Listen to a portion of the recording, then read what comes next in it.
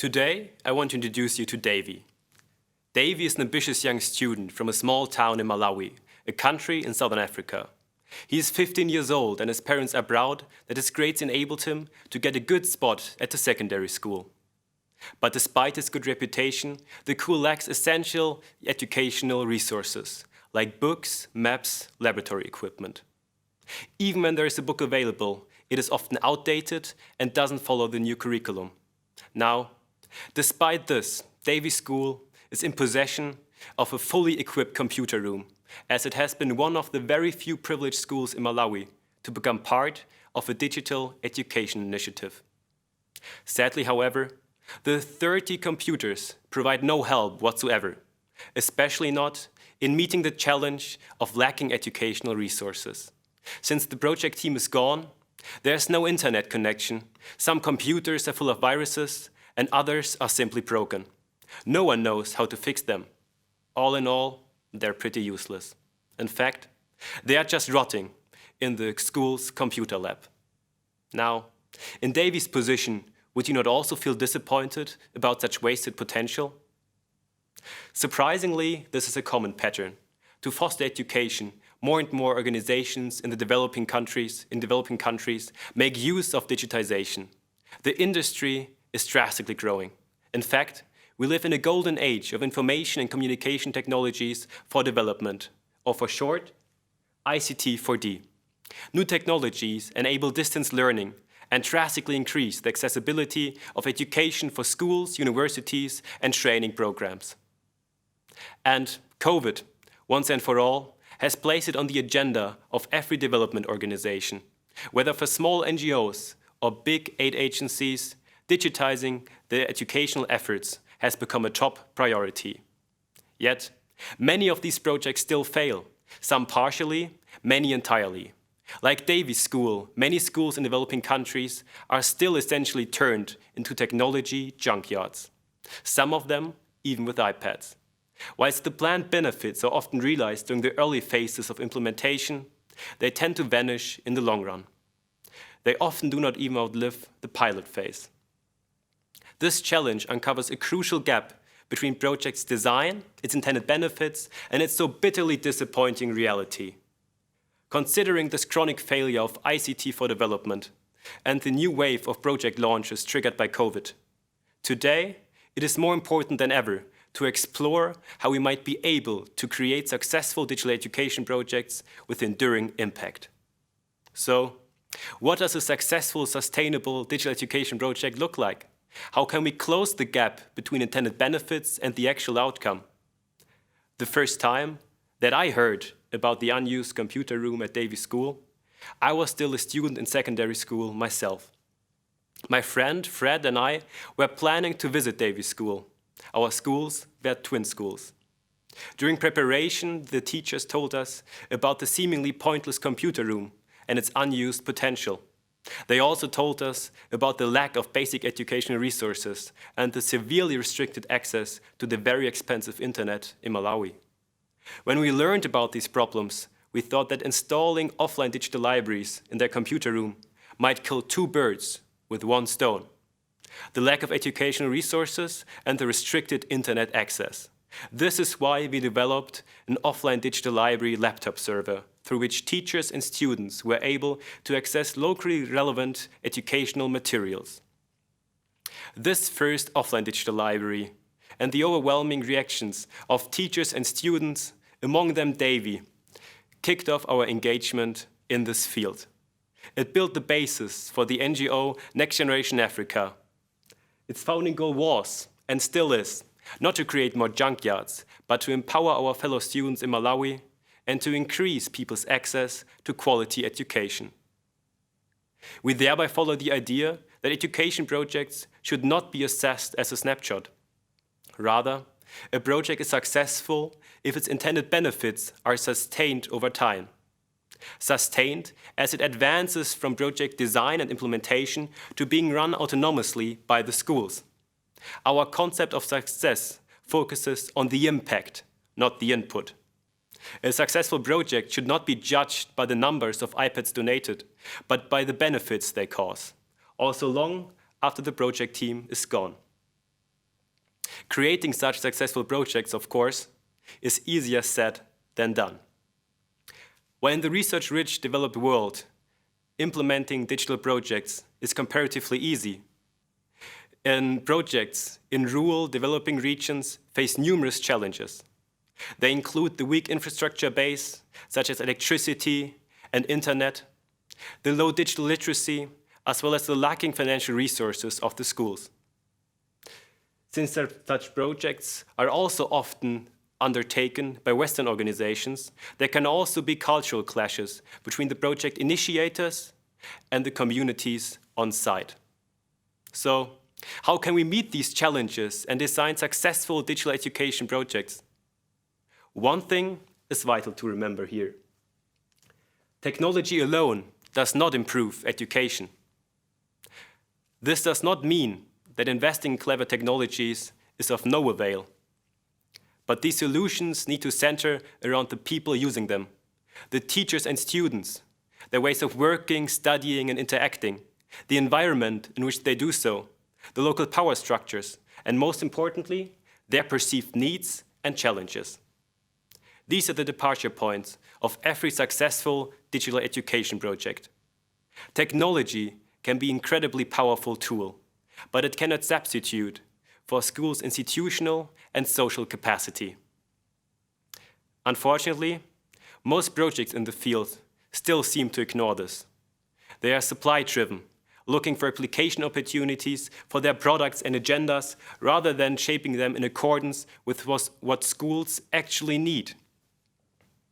Mario Murray, a leading researcher in the field of ICT4D, recently told me about such an example from South Africa. He described how a government department of education was offered a large donation of new devices from a big technology provider as part of its corporate social investment strategy. The government department happily accepted the donation and used the devices for its digital education efforts. But there's a problem with such gifts. The technology provided is often not the technology that people are used to, and repairing them is often not affordable for the schools, and spare parts are rarely available. So the project created junkyards again. This example perfectly illustrates how supply-driven projects are doomed to fail. ICT for education initiatives should instead be designed to the needs of students and teachers. Better suited solutions are more sustainable solutions. This also shifts the initiatives from being supply-driven towards being more demand-driven. How can we best achieve this? Above all, involve the communities in the design process.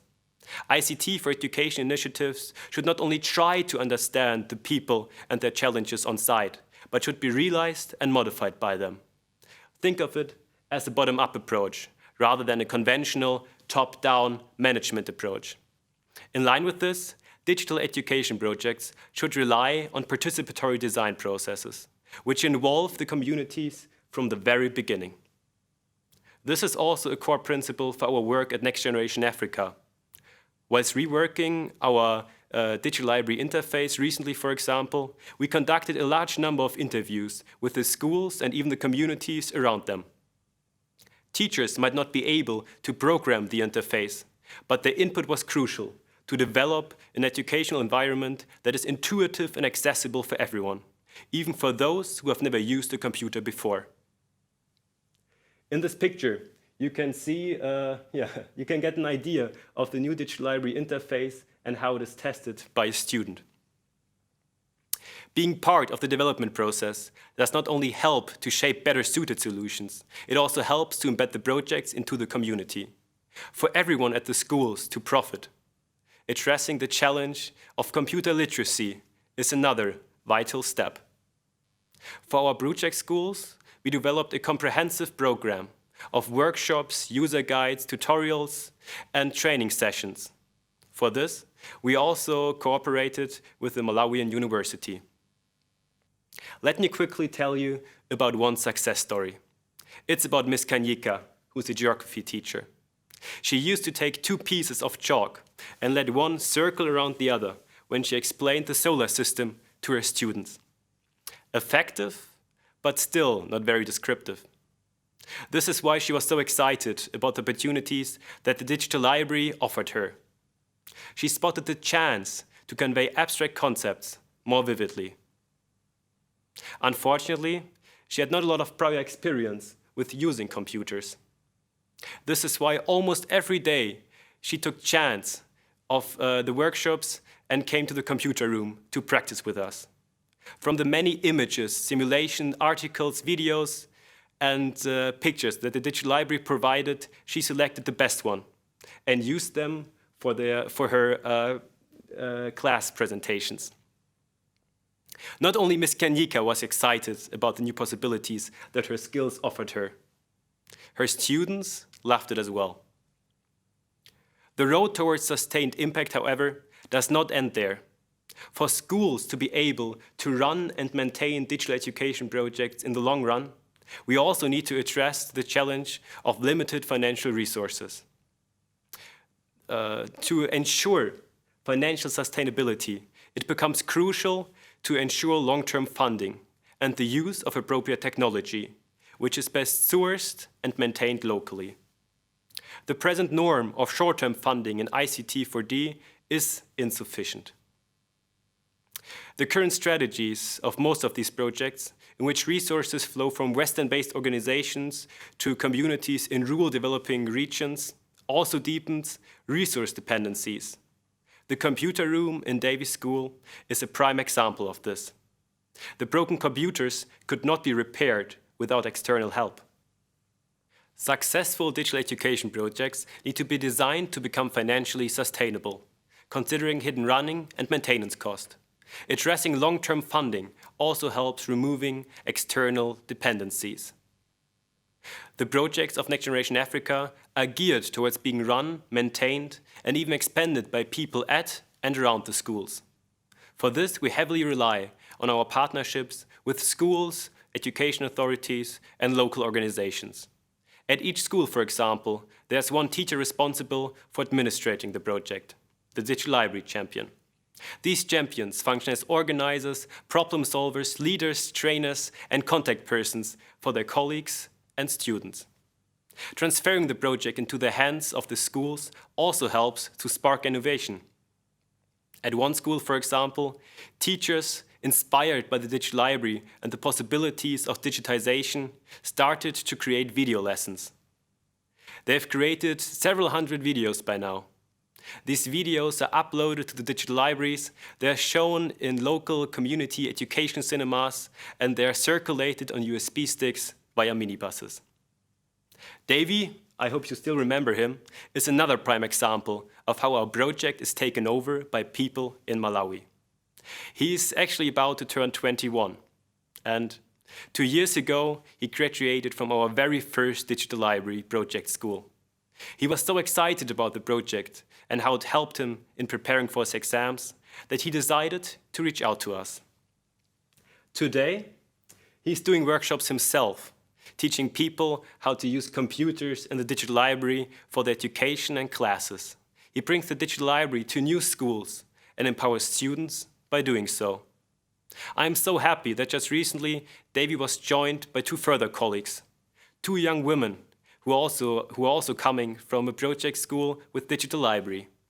This is one more step towards our goal of fully transferring the project into the hands of people in Malawi. Now, digital development and education projects are quickly picking up pace, and the momentum keeps building.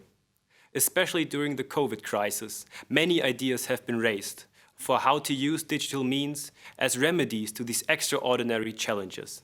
It is therefore exactly the right moment to stop and reflect about how these projects are being undertaken. Are they actually centering around the people using them? Are they involved? Do they involve the communities in the design process? Are they financially sustainable and geared towards being run autonomously by the schools? Do they empower people and do they convey digital literacy? Let us think about these questions so that this imminent wave of ICT for development and education projects will not just seep away into the sand, but actually have a lasting impact, so that it will bring about a better future for the next generations in Malawi in Africa and beyond. Thank you.